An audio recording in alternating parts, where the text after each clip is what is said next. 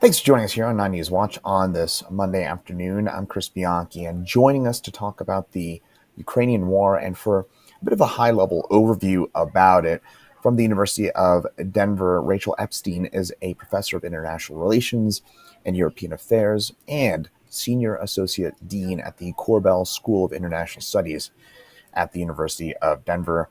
Rachel, thank you so much for taking time to join us here today. Thank you for having me.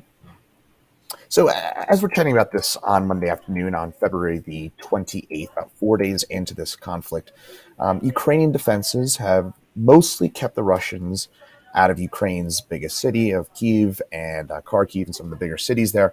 For now, defying U.S. intelligence and most observers' expectations heading into this conflict. What is your analysis of how this has played out compared to some of those expectations heading in? So ultimately, war is really mostly about politics, psychology, and resolve. And I think probably observers underestimated Ukrainian resolve and probably overestimated Russian cohesion. I think it's been really hard on the Russian side to have two different narratives going on about what this conflict actually is. What we've heard is that on Russian state media, the Russian public is being told it's special operations in the eastern part of the country. But we know, as you just said, that Russian troops are massing also outside Ukraine's major cities. And so you can understand why a lot of Russian military personnel would be wondering what they're doing. Meanwhile, the Ukrainians are very intent, as we've seen, on maintaining control.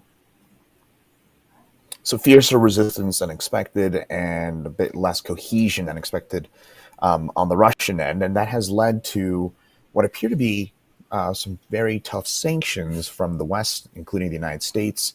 That includes the removal of all major Russian banks from the international financial institutions. Do you think, with that in mind, that A, the sanctions will deter Putin, and B, has the unity of the West in this conflict also been of surprise to you? So the unity so far has not been a surprise. So the sanctions that you just referred to are really important. Will they deter Putin? That's another question. I think the Russians are very used to sustaining particular postures under very intense economic pain. We've seen them do it before. So I don't want to cast doubt on the ability of the Russian regime to withstand a lot of economic pain. At the same time, we know that Russia had amassed about $600 billion worth of hard currency reserves. That does go pretty fast when you're trying to defend the value of your currency. But the Russian regime is going to come under pressure, not only because banks can't transact in the global economy in dollars, but also because the inflationary effects of the ruble's decline in relative value is going to hit immediately with almost everything that Russians consume. So there are two things to keep an eye on: the pressure, the economic pressure that the regime faces. And, as I've said, I think they can withstand a lot, but it's not indefinite, right? And the Russian public, depending on how firmly they are behind this conflict, it appears so far not very firmly, given protests, the Russian regime itself could face a lot of pressure. And with that in mind, I know we kind of touched on the West a little bit here, but I do know you have a bit of a special expertise in NATO specifically. What is your general reaction to the West's response to the war in Ukraine? Have they done enough? Have they done too little? I think the response has been appropriate, measured, effective. The one area in which, going back to the earlier question, the West might ultimately do more is with respect to restricting the sale of Russian oil and gas in Western markets. And that would have a much more powerful economic effect. Militarily, I think the West response has been appropriate in the sense that I don't think we want NATO troops in direct combat in Ukraine with Russian troops. So everything short of that, including arming the Ukrainians, assisting the Ukrainians, imposing economic sanctions, those all seem to me to be totally appropriate measures. I want to say, though, about NATO enlargement. I know that Putin has claimed to make this conflict about NATO enlargement, but I would point out, I think it was never a risk to Russia that NATO was going to launch any kind of military attack on Russia, and he knows that. The threat, the real threat from Putin's perspective, which he doesn't articulate, is having a democratic and Western oriented Ukraine on Russia's border. That fact would make it much harder for Putin to remain an authoritarian within Russia.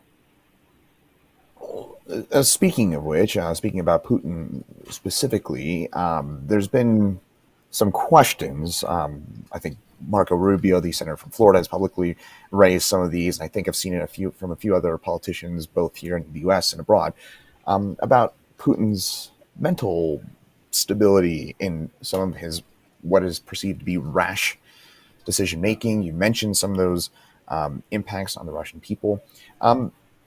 What is your assessment about Putin, and is his mental stability something that you're questioning as well? I don't have any questions about his mental stability. I think the actions that he's taken reflect the existential threat that, honestly, democratization, Western institutions, they pose to his regime. They're severe. I mean, he does face severe threats. His management of the pandemic has not been strong. The economy, which is largely based on natural resources, he's failed to diversify. He has some very serious domestic problems. He faced also very large democratic protests in Belarus 18 months ago. In the context of this Ukrainian invasion, he's also quashed any prospect of democratization in Belarus. So he is under very intense pressure. What I do wonder about is the quality of information that he's getting. And I say that because he has faced very high levels of isolation during the pandemic himself personally. And then in addition, he's killed or jailed all of the opposition leaders, right? If he is a leader who insists on having people around him who agree with him and affirm his decisions, that's potentially risky and worrisome. So I worry about the quality of information. I have not seen evidence of mental instability. So too many yes men may be the issue at play, it seems like. He may have a hard time reading the international situation and the severity of the reaction if he's not making himself open to a broader array of perspectives.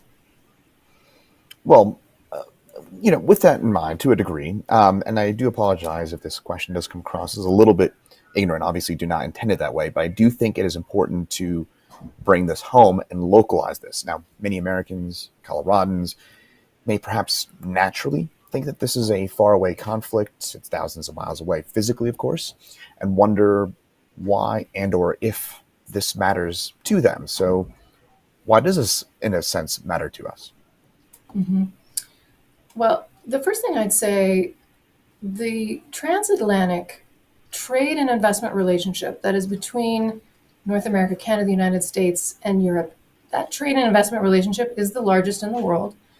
And so part of what we're talking about is American prosperity, but also American security depends very heavily on European security. And I think what I'm about to say is a bit more of an abstract concept, but there is this idea that the United States and that NATO is defending, and it's in their own minds, let's say at this point, which is this issue of democratic sovereignty.